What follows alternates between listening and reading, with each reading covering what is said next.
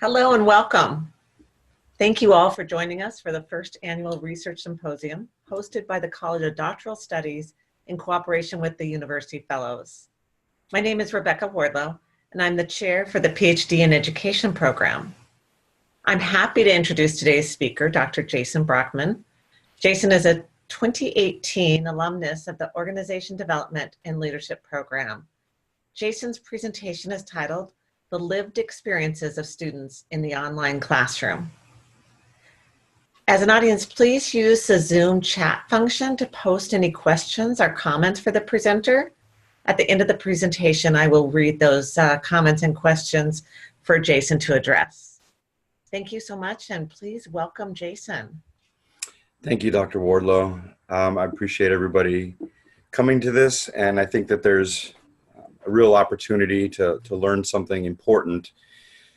And so my study was about the lived experiences of students in online classrooms. Seems pretty straightforward. But one of the questions was, why should we study online students? And just to give you a little bit of background on online education, currently the Department of Education keeps statistics, and these are fairly recent. Right now, currently, there's about 16.9 million students, 31% of which are participating in some form of distance education, and 13% are exclusively online. And that number has been steadily growing over the years. When you look at undergraduate enrollment, it's even a little bit smaller than graduate enrollment, which presents a couple of interesting questions. Graduate enrollment at about 3 million students, 37% some form of distance education, and 28% exclusively online. So that's a little bit over 1/4 of graduate students participating in some form of exclusively online education. So this is really an industry, an area that deserves some attention. And one of the problems that we find is that online education typically involves non-traditional students. So I wanted to give you just a little bit of background on the difference between traditional and non-traditional students. So in traditional traditional education, you think of your four-year university, students coming in right out of high school. The retention rate is a lot higher. The graduation rate is a lot higher. But what's really interesting is that in traditional education, there isn't as high of a percentage of students that participate exclusively online. When you look at non-traditional education, that number is pretty big.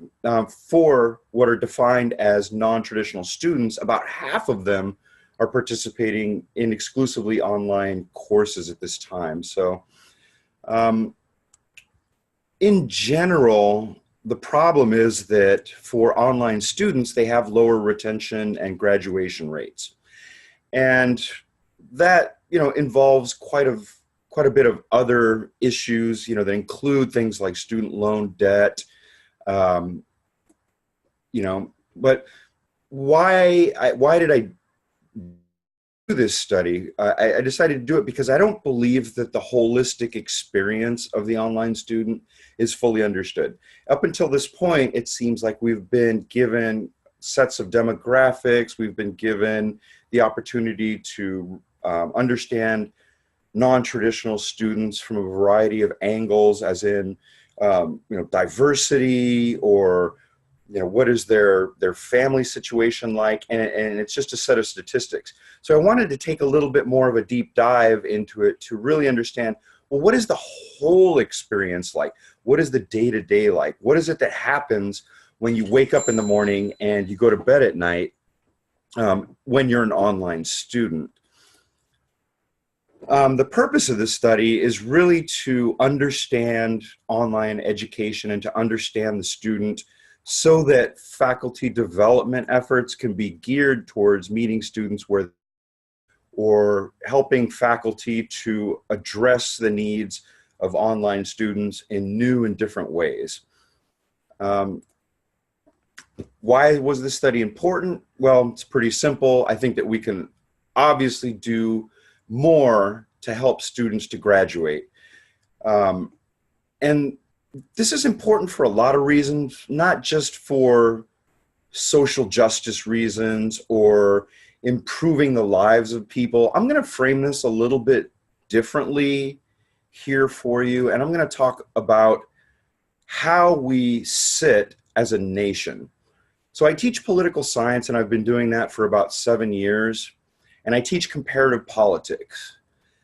And when you look at different countries, one of the things that you can look at is how does education fit in to where that country is in terms of serving the needs of the population. So I prepared a little graph here to kind of give you an idea of, since the year 2000, in a couple of different countries that might be comparable to the United States, what percentage of the population is graduating with a bachelor's degree? And you can see that for the United States, which is kind of the blue line, it's remained somewhat flat, while several other nations have grown in terms of the percentage of the population that graduates with a bachelor's degree. So I'm going to take you back just a little bit, and I want to talk about how democracy fits in with the education system. You know, back when this country became a country, we developed an education system that was democratic and not aristocratic. And we wanted to ensure that we had an educated citizenry that understood what informed decisions were going forward. And at this particular point in time, we have a large percentage of our population that doesn't have an education, and we need to make it a national interest to get these people some form of education so that as a nation, we don't fall behind the rest of the world and become sort of this nation of uneducated people that can't make good decisions, that don't understand things like climate change or globalization. And so, you know, the importance of this study is obviously that we have quite an opportunity to educate non-traditional students via online education, and it's for our own benefit, because an educated populace, an informed populace, is going to make good decisions going forward that really benefit society as a whole. So I hope that that kind of makes a little bit of sense in terms of importance. So now, the theoretical framework of my study was actually grounded in neuroscience. Experience is definitely a mind and body thing every day, all day. And what are the things that trigger either a brain that is happy or a brain that is anxious? And if those things trigger anxious brains, are those brains able to learn very well? So I kind of wanted to really look into that, and in this phenomenological study, figure out during the experience, what are some of the things that create an anxious, nervous, panicky brain that prohibits learning versus a stable, calm, curious brain that makes learning easy. So going into some of these research questions, what are the lived experiences of non-traditional students that are pursuing online bachelor's degrees that can influence success or failure? Is it the instructors? Is it the home environment? Is it the work environment? What are these experiences? If we learn more about those, we can help faculty to better serve students by managing the experience. So my study was a qualitative phenomenological study using the descriptive method, and I thought that this was very appropriate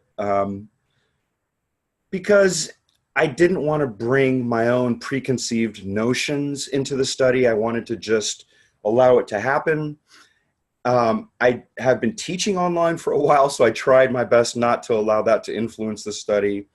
And I just wanted to hear what the students had to say. Tell me what you have to say, and we'll analyze it later. So in my sample, I had 10 adult students. Their average age was 43 years old. When I interviewed them, the average length of the interview was about 80 minutes, resulting in 370 pages of transcribed data. So sub-research questions: what are some of the ways that students experience the relationship between themselves and their instructors in the online classroom? This has to be very important. In the data, what I found, there was quite a significant number of references to interaction with the instructors, quite a significant number of references to feedback, and the third was references to instructor expectations. So this kind of forms the core of the experience: interacting with instructors, feedback, and instructor expectations when it comes to the relationship between and instructors. What are the emotional reactions that students have when experiencing caring and compassionate behaviors from instructors and peers in the online classroom? And most of the time, again, interaction with instructors and interaction with other students came up most often, which was a little surprising to me. I expected caring and compassionate behaviors to mostly come from instructors, but by and large, students are interacting with each other, and students are demonstrating caring and compassionate behaviors with their peers. What are the situations that students experience that cause them to feel high levels of anxiety or distress while navigating through an online course? And I went into this thinking that it was going to be the coursework, that it was going to be the material, the technology. I was quite to learn that for the most part, all of the references were to things outside of the curriculum and outside of the classroom. High stress and anxiety was mostly coming from a school versus life balance, family life, or working. How do non-traditional students experience confidence in their abilities when they're challenged by instructors, the curriculum, external influences, or peers in the online classroom? And confidence, by and large, came from self-motivation, self-determination. Another very surprising finding to me was how many references were made to multimedia. Gaining confidence in the material often came from using sources other than the textbook or other than the instructor guidance. It was multimedia that gave students confidence in their abilities in a lot of ways. Career advancement gave people confidence when they were able to take what they were learning in the classroom and go to work and say, hey, I know a little bit about what's going on here and what you guys are talking about at work. Let me give you my opinion, which is now an informed opinion. That generated confidence. And so, what is it really like? What is the experience really like? What is it to be an online student? There was two things that really stood out. First of all, there is an obvious difference between online classes and traditional classes. Online classes, in many ways, don't ever go away. They don't ever leave you. Where in a traditional class, you go to school, which is a place, and that place is compartmentalized. And you go and you park and you go to class and you leave. And maybe you have homework, but in general, you've left. But conceptually, the online classroom is with you all of the time. Anytime you're on your phone, anytime you're on the computer, anytime there's an internet connection somewhere, you have the opportunity to be in a classroom. So it can be very, very all-encompassing. In other words, students are in class everywhere, at work, at home, sometimes in the car, sometimes in places that you wouldn't think about. And so that makes it a very different experience because you have the opportunity to, especially in courses that are very, very accelerated, you have the opportunity to be in school anytime you have a free minute. versus at a set hour of the day. One of the other things was that there's this model, the community of inquiry model, that posits that you should be engaged because the instructor is engaged and other students are engaged and there's a lot of presence in the classroom. And what I kind of found was that that wasn't necessarily the case.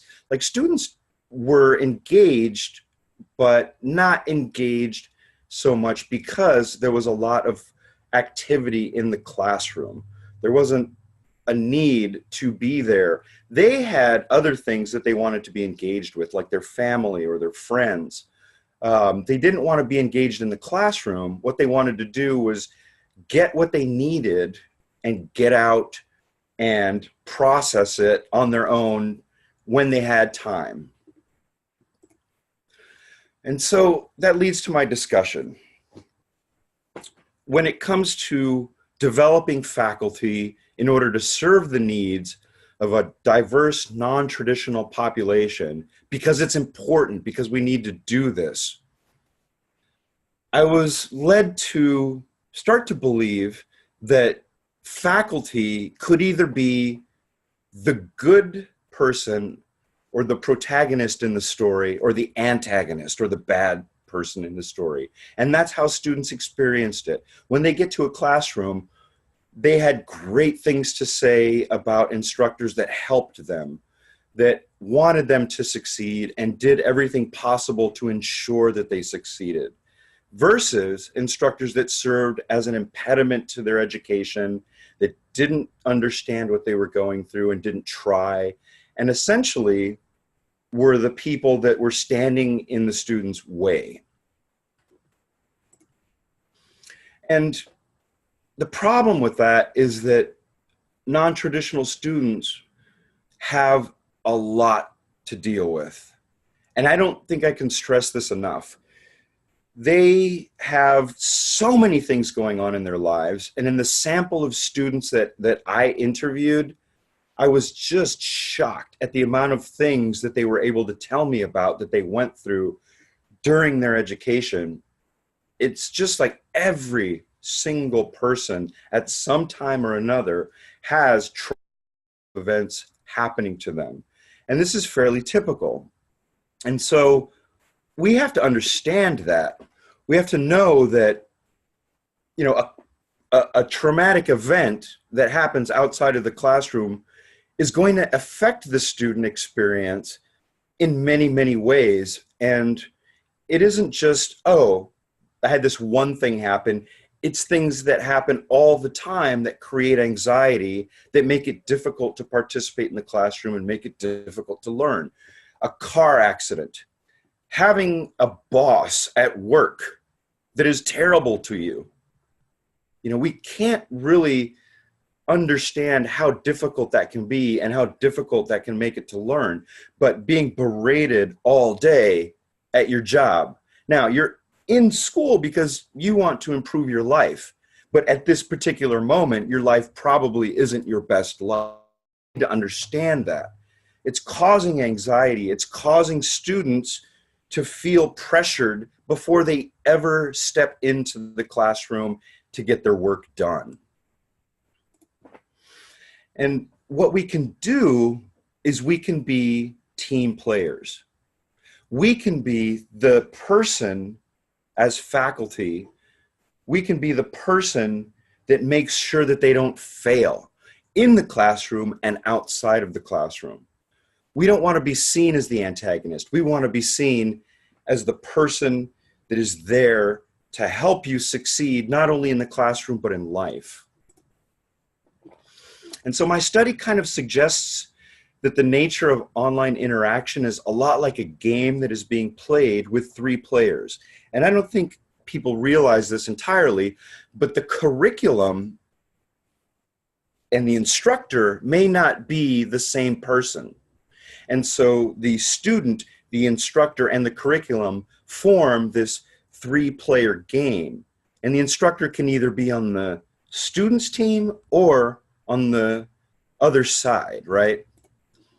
I think that in the future, we should look at this presence model a little bit, the community of inquiry model, because I think that we direct faculty requirements towards high levels of interaction, but that may not actually correlate with student success.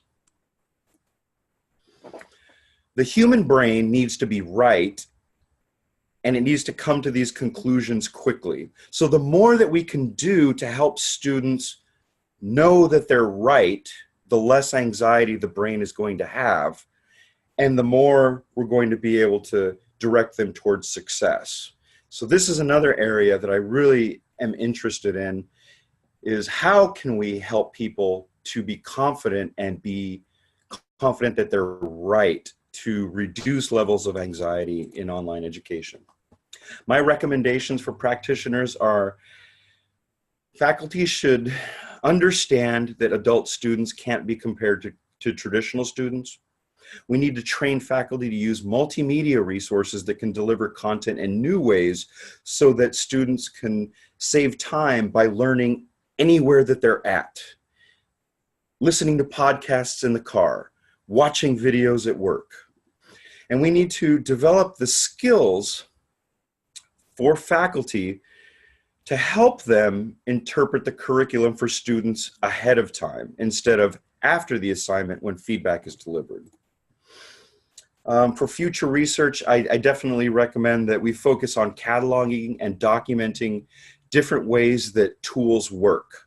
In other words, multimedia tools. How many ways can a video be used to help a student understand the material in the classroom and be more confident and curious and less anxious? We definitely need to look more into multimedia to find out how much further it can be taken. And we have to find ways to train instructors so that they can actively help students to mitigate external circumstances and reduce anxiety. In other words, be a mentor. You have life experiences as a faculty member. How can you help a student that's going through things? Instead of just saying, yeah, I understand your parents are dying, I'll give you 3 extra days to turn in your assignment. Can we train faculty to be more of a counselor? I'm really sorry about what you're going through. Here are resources that might help you out. If you ever need somebody to talk to about it, let me know. The experience can be improved, and it should be improved, and students need team players. That's my conclusion. Be a part of the students' team, help them through that experience, help guide them through this transformative experience so that as a whole, we can be better as a society. And that's it. I'd like to open it up to any questions. Thank you, Jason. That was absolutely excellent. And I think several of the questions kind of align with how you wrapped up your presentation. We have, one question was, how do you feel faculty could better be trained to provide that emotional support and resources in an online classroom? I think that absolutely comes from a psychological background, from a therapist type background. You know, we can train faculty in technical ways, and we can train faculty to appreciate the demographics. But maybe we should be training them to understand some of the fundamentals of things like conflict management. Maybe we could train them to understand some of the fundamentals of what psychological therapists know. You know, just learn how to listen. Just learn how to ask the appropriate questions so that somebody feels like in their brain you're on their side. Excellent. And I think one of the comments that probably resonated with us as faculty members as well is that idea that students are in class everywhere, and how true that is. And those technology advances that have made the class so accessible for them has also put more pressure on them. You know, it's kind of that sense of I should always be studying, I should always be working, regardless of where I am. Yeah, exactly. I mean, there's this conception that students go to work and then they come home and they fix dinner for their kids, and then they go into a private room somewhere where there's a computer, and that's when they participate in the classroom, as if this is the hour. But that's not what I found. The experience is all the time. It's waking up in the morning and worrying about what you have to do that day. It's going to work, and on your break, doing everything you can to prepare for the discussion forum that you have to write that night, and then getting home and taking care of business, and doing the discussion, if you can get the kids to bed. It's an all day, all the time thing. And our students have to do that because they don't have the luxury of being a traditional student that has nothing better to worry about than going to class and then doing homework. Very interesting. And I think you're right about we conceptualize them as having this set aside time, but it's really not that simple. No, some of the students that I was talking to were, going to work an hour early so that they could start working on their reading, because they knew they were going to have to do their discussions that night. And some of them would go to work or, other places to kind of like do some of the legwork or do their discussions because they actually had resources there. Because they could go, if they were in a particular program like healthcare and they were working in healthcare, they could go to work and get help from their peers. And so it's not just like I'm just going to go into a room and sit there and do this. I'm taking my school everywhere I go and learning that way. And lots of kudos for the ideas of using social media, video, and media tools to assist the student. That idea of the podcast and being able to listen to it on your drive and those kinds of things are really helpful ideas that could allow access for the students. I can't stress that enough, that's the way that we need to go. That's the direction that we need to go. Finding confidence in your abilities can often be the result of a multimedia tool. For example, one of the students that I interviewed was not very good when it came to reading comprehension. But when she had audio versions of the text and she could listen to the text while reading it, she didn't have to read the text 10 times to comprehend it. She only had to do it once. And as you can imagine, like what a time saver that is. What if you had an hour-long commute both ways? If you just had a podcast or the instructor explaining the material for 30 minutes, for that week, you could listen to it while you were in the car and not waste time. Get home, feed your kids, do the discussions, and go to bed and actually get some sleep. Excellent. Great point. And Lisa Johnson has brought up the sense of connectedness and the importance of a classroom community. How do you see that as playing into this role? And do you have thoughts around how we can better build that classroom community? I actually don't think that the classroom community is that important. I know that goes counter to many of my own conceptions about how we need to build this community of inquiry. Students actually didn't care all that much. The times when they had a connection to a faculty member or a peer were minimal when you consider that these were bachelor degree seeking students that graduated. They didn't have time or care about interaction in the classroom. They just wanted to take what they had to do, have the instructor or somebody explain it to them so they could do it quickly, get it done, and move on. And I think that was actually very surprising to me because I kept asking questions about, do you have friends in the classroom? Did you make connections in the classroom? How many instructors are you still in contact with? And I don't have statistics on it, but the average seemed to be maybe one per student. One instructor that I may still be in contact with, or one other student that I still may be in contact with. So even if there were no other students and it was just one person, the curriculum and the instructor, they would be just fine. And I don't think that community is the same. We can't think of what we're trying to do is rebuild the community that we have in on-ground institutions where, social groups, peer groups, those sorts of things are very important.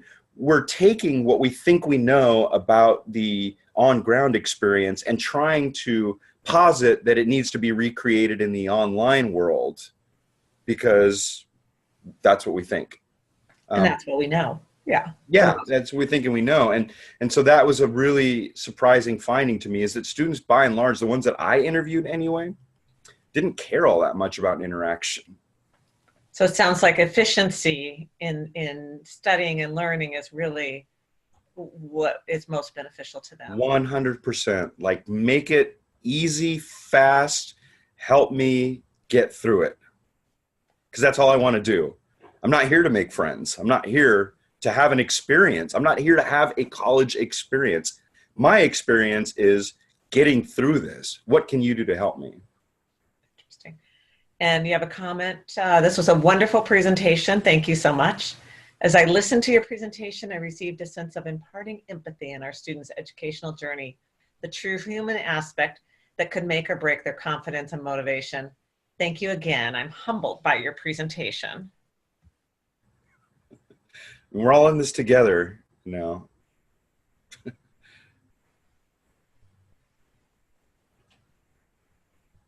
And there's quite a few in here that are a lot of different comments, not necessarily questions, but you may want to review it when we finish. But one thought was, what are some ways we can encourage employers to be more supportive of adult learners? You know, that's a really interesting point, because when I was interviewing students that had supportive employers, they were extremely grateful. They were super happy if the employer would give them time when they needed to do their schoolwork, right? Mm-hmm. It has to be a two-way street. Like, as educators, we have to give them time for work. We know that. But work also has to give them time to educate themselves. I don't know if there's exactly anything we can do other than suggest that when students are in classes, especially online classes, we could just suggest that a student communicate to their employer about what they're going through, you know. I think that's an important point. I wonder how many of our students communicate clearly with their employer, or if that's almost a fear factor because it clearly indicates their interest in perhaps changing careers or improving their opportunities for employment. Yeah, I mean, you have to understand that work causes a great deal of anxiety for people, for the students in my study. And so, you know, if in many ways, you know, work can be changed so that they can maybe take some time to do their work or their schoolwork or their discussions during the day, right? Not just like, oh, hey, you have a 30-minute lunch. Like, you know, it's okay, take an hour. Take some time, do your discussions today, so that when you go home, you can focus on your kids, right? Like that would be extremely good for students when it comes to relieving that anxiety that they feel.